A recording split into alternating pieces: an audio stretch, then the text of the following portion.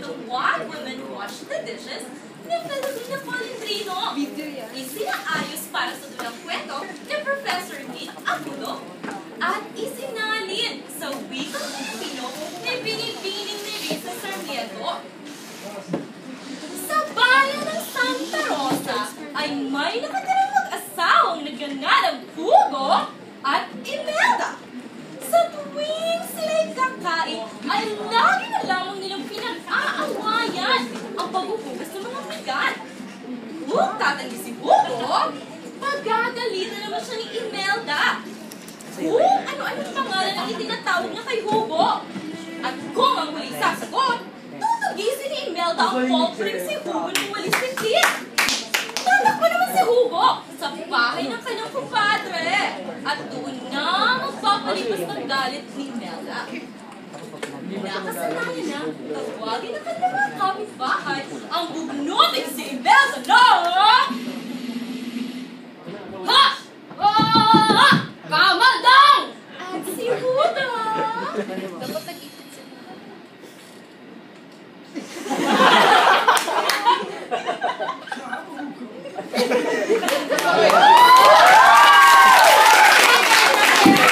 Tapos na silang kumain. Matigas na sinabi ni Kaugo na.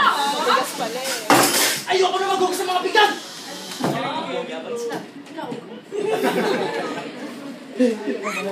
Sino ang mapaghamong tanong ni Kamaldang? Ako?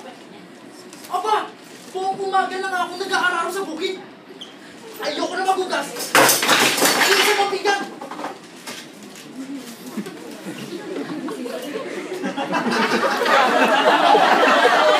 Tumayo si Kamaldang na may wang at hinarap si Kaugong.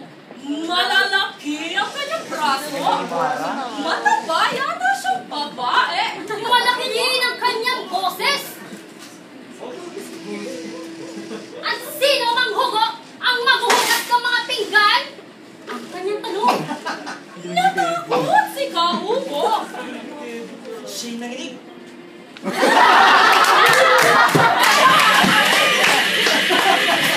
Umawag sa dulo ng mesa.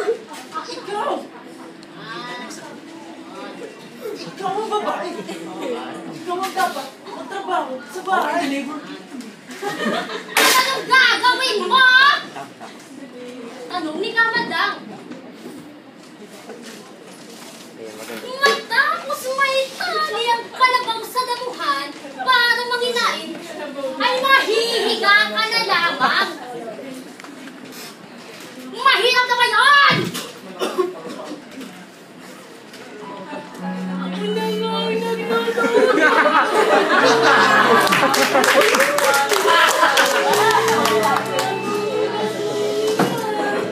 Ano ba yung mga damit mo? Pati pagpupulot ng sahig! Lahat naman ang gawain ng kanina, inahako mo na! Tapos gano'n ay mapagugas ang pinagkainan mo! Nag-an sa boses si Kamaldang nang hindi nakiluwas sa kanyang mga mata. Tinitigan niya si Kaugong at ang kanyang walis. Kinuha ang walis. Inangat ito at hinabol si Kaugong na nagsisigaw ng Ikaw, tamad na laki. Suot si Kaugong sa ilang na mesa. Hintay! Huwag mo ako ayusin! Ibupas ka riyan, tamad, labas. Sandali lang! Huwag mo paluin! Makinig ka! Sabit ni Kaugong. Eh, sa mga palaan, mga lulustas, sa problema, napasuhugas ng pinggan! Hindi pa rin siya sa ilalim ng mesa. Lumabas ka riyan. Lumabas ka riyan sa sinamong yung pagkalalaki. Hindi yung parang pusa nangingiyak sa ilalim ng mesa. Itabi mo muna ang iyong walis! Sabit ni Kaugong. Lumabas ka riyan. Labas. At tinanago ni Kamaldang ang walis sa likod ng pinto. Umupo si Kaugong. Ito ba? Ikaw man ka. Sa mesa. Anong sasabihin mo? Ang kanya tanong habang haba ng punas ng kanyang mga mata.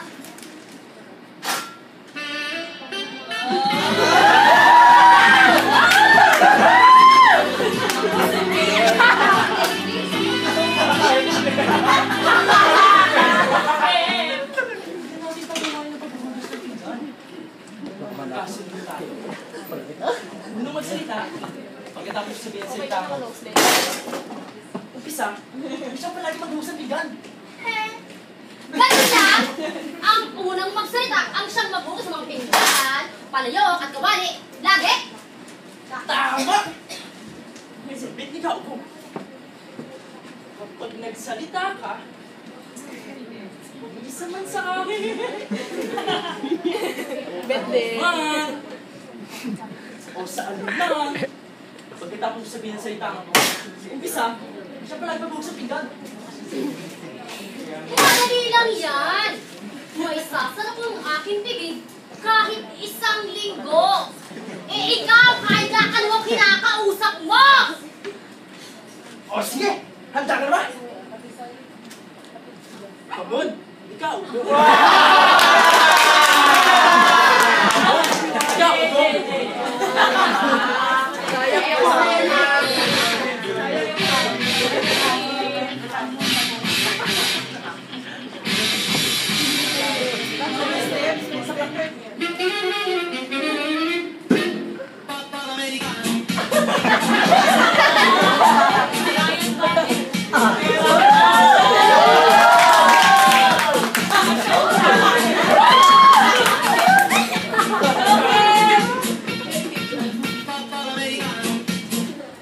Umupulang tawid si Kamanda sa harap ni Kaubo.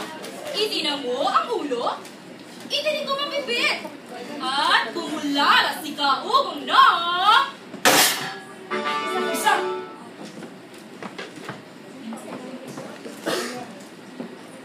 At sila'y kapatawahimik. Nagpitinan sila sa harapan ng mesang may di pa nahuhugas ang mga plato, baso, at kutsara. Ayaw nilang iwanan ng isa't isa sa takot na baka magsalita ang isa man sa kanila. Nagtitigan na lamang sila. Di nagtagal ay umiyaw ang pusa na tila naghahanap ng pagkain.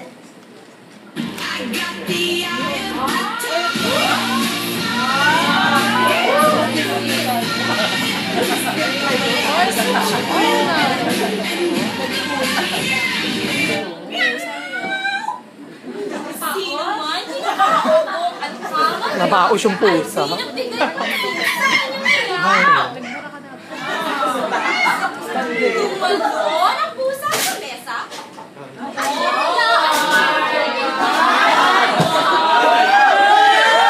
Hindi ito binugaw ni Kamanda. Gayon din ni Kaubo. Hinimot ng pusa ang hapingan. Tumalon sa kalan.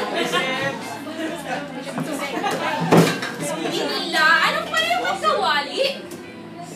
Nasanggi ang kapitera at tumapo ng laman. Pagkatapos ay natulog sa ilalim ng mesa. Ipinagpalagay ni Kaubo na walang nangyari.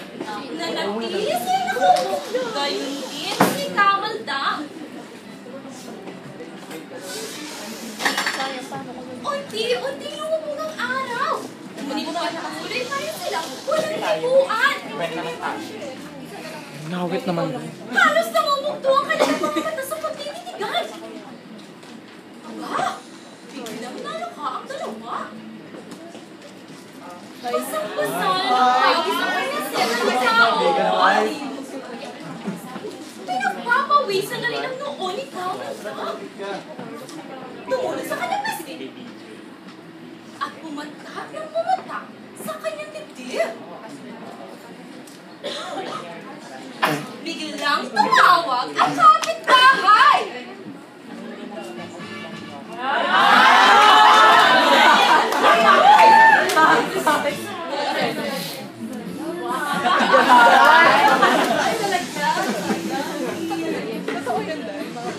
Maring Madam! Yuhu!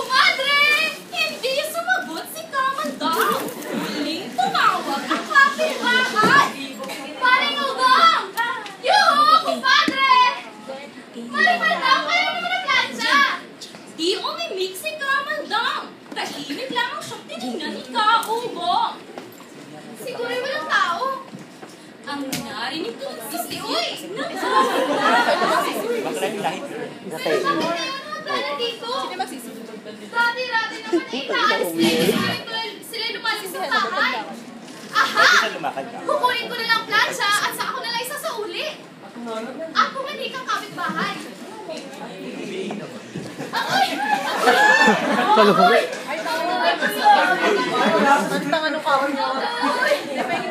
Ang prutas ko! Ang lemon! Ang oras! Ang apple!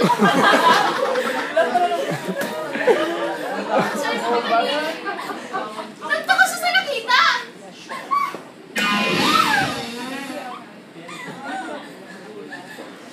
Sino ka upuan ka, madam?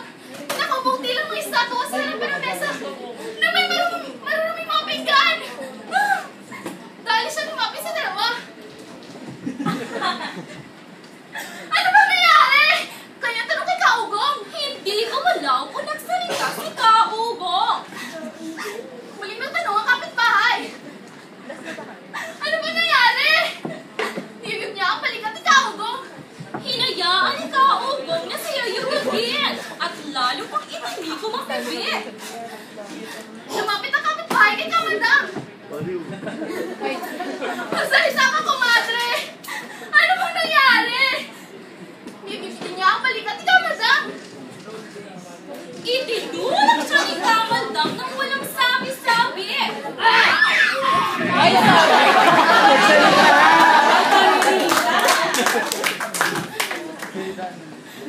May nakain pa kayo.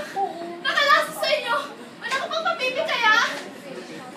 Niyugib niya ang balikat ng dalawa.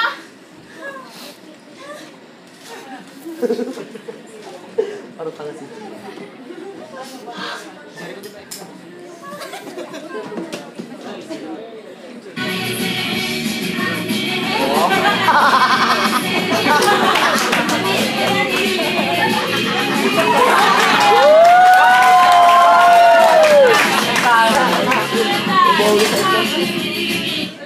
Ngunit sa kanila, hindi tumayo ng salita. Naging takutan ng kapitbahay.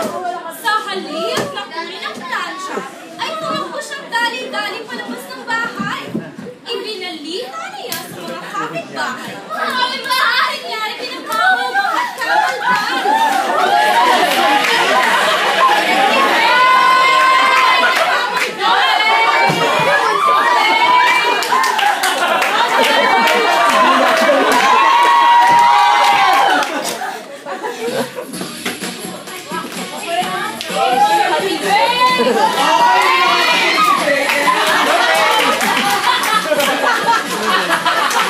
Huwag sinutok yung chan.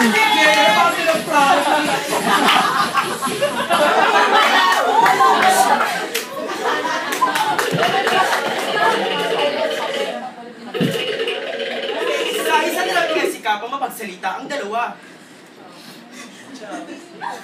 Ngunit wala rin nangyari. Pinalaan ni Kamaldang si Kaugong. Hindi Kaugong na pumigil si Kamaldang upang iwasan ang mga kapitbahay. Ipinigitan niya ang kanyang mga mata. Galit na galit si Kamaldang sa pakikialam ng kapitbahay.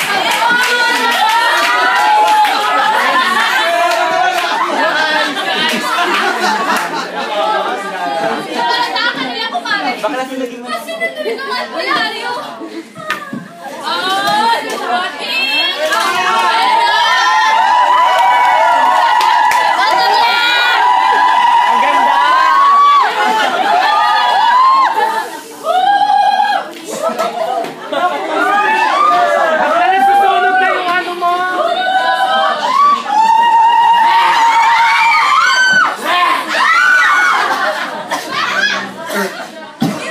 Nakita niya ang walang kailing-iling na mga kasama.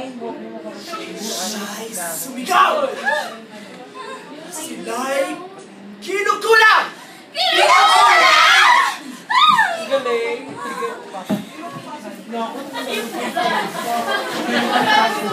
Yung pet ng pusa. Inilatag niya ang balik na buhay At inutos sa mga asawang kinukulang.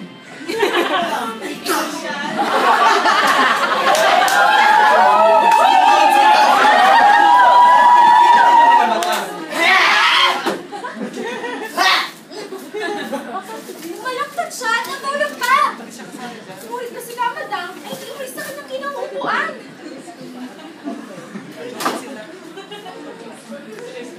Ang sabi ng albularyo. Aha! Teka lang, Mars. Hello, Mars! Ate, may ginagamot pa ako din. Ba't ko siya, te? Ang gwapo niya! Mamaya na, te, ha? O, sige, bago. Aha!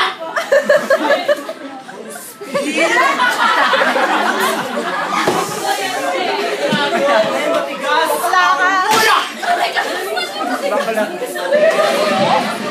Kailangan paglabanan. Kwento! At inilabas mula sa isang bulsikot na lagi niyang dalaan. Siyam na dami sana! Isang bunga ng reka! At konting apok sa isang palit na bote. Pinili ang mga dahon na may parang tubo na ugat.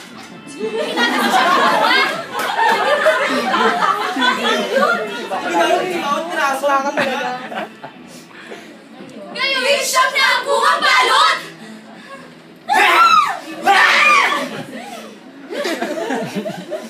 Ito ang nawawalang spirito na magpasama. Ang kanyang sabi, isinubo niya ang mga. At lang mamulyan, ha? Ay, binukas sa kanyang kalat!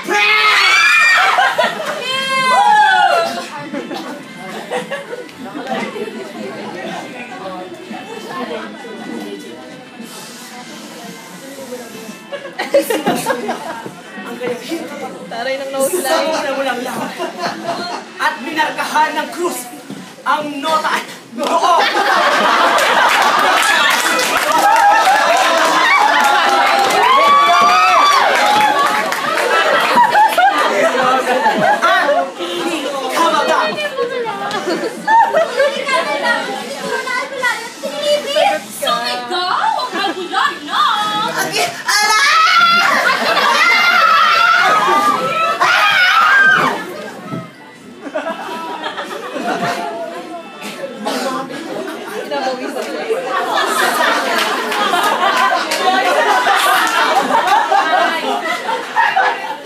At paulit-ulit na tinawag ang kanyang pangako ng malumaki.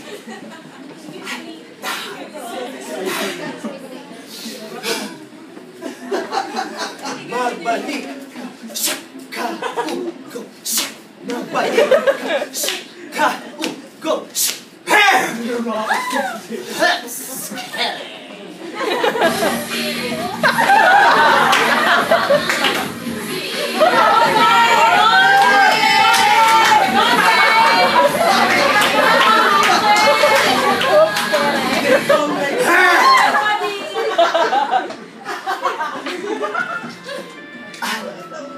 Kay Kamada. Magbalik Kamada. Magbalik Kamada. Magbalik ka sa iyong katuwang lupa! Uy! Si Kamada! Ang hupis sa nahihintakutang bayan.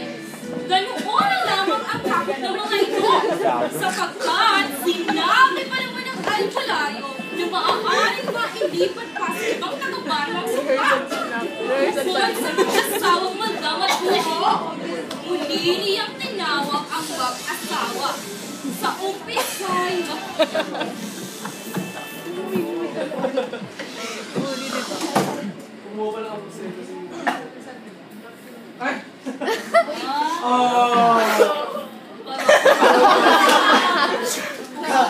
Bet ba na? Magbalik ka. Yung zipper ni ano. True. Yung ulo ng bata lalabas. Kabalik Ngunit, wala rin nangyari! Pagod na si Kabandang kahit siya'y sumanda sa Uray upuan. palakas ang palakas mo. Uray palakas ang palakas.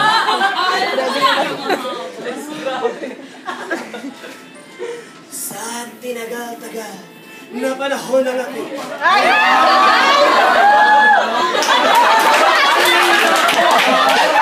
nakasaksi ng ganitong uri ng ulam. Sa pakiwari ko, sila'y patay no.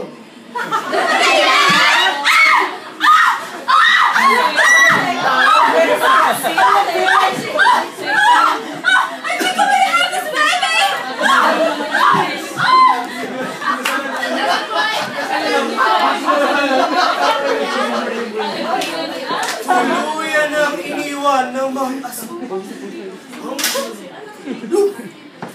Ang litang magagawa natin upang ang pagkalat ay inibig ang mag-asawa! Uga! Uga! Bumangon ka, Uga! Uga! Uga ko! Pinapasok ang tuyo! Uga! Uga! Uga! Kaya na! Ang mga bababalikitan! Uga! Ay!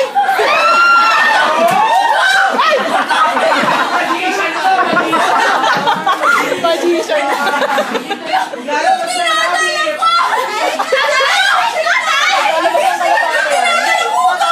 Ikaw yung nino! Ay, ikaw yung nino!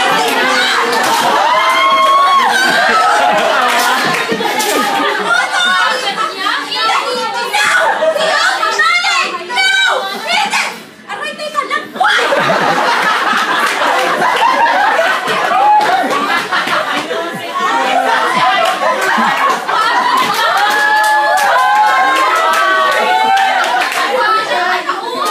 Bagong pumalat ang kulang.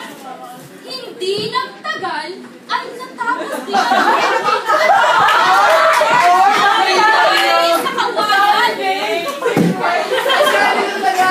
At nagsimula silang humagulgol. Kaya sumanda si Kabandang at itinigaw ko.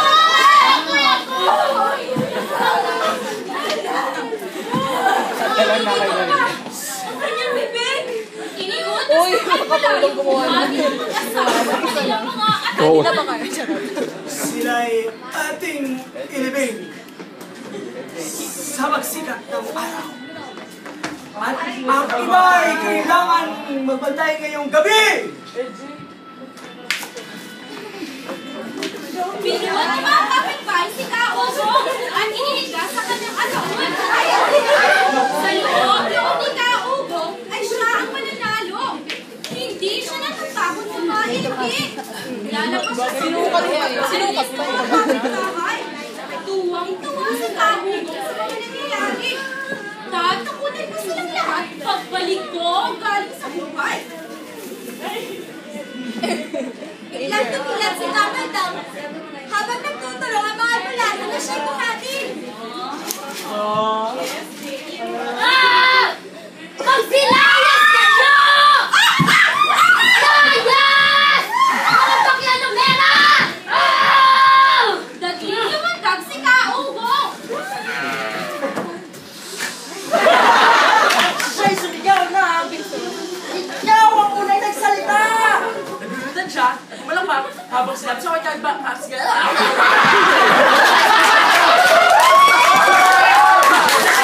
ikaw ang unang salita! May kasunduan kami! Sa ewan! Mula ngayon, siya na ang maghugas ng mga pinggan! Kinuha ni Kabandang ang takip ng taon-taon upang yakpan Ano yung taong-taong yun? Ngunit, patakbo siyang lumabas sa may mga kapitbahay at sinigaw ng nanalo ako! Alam mo natang, mananalo ako! Mula ngayon, hindi na mo maghugas ng mga pinggan!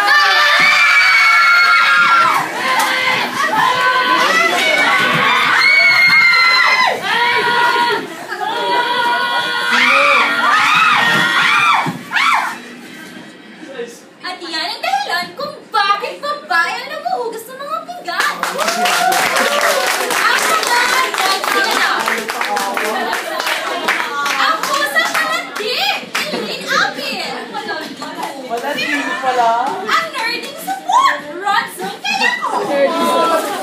Support? Ang nerding Totoong buhay ba yan? Yeah!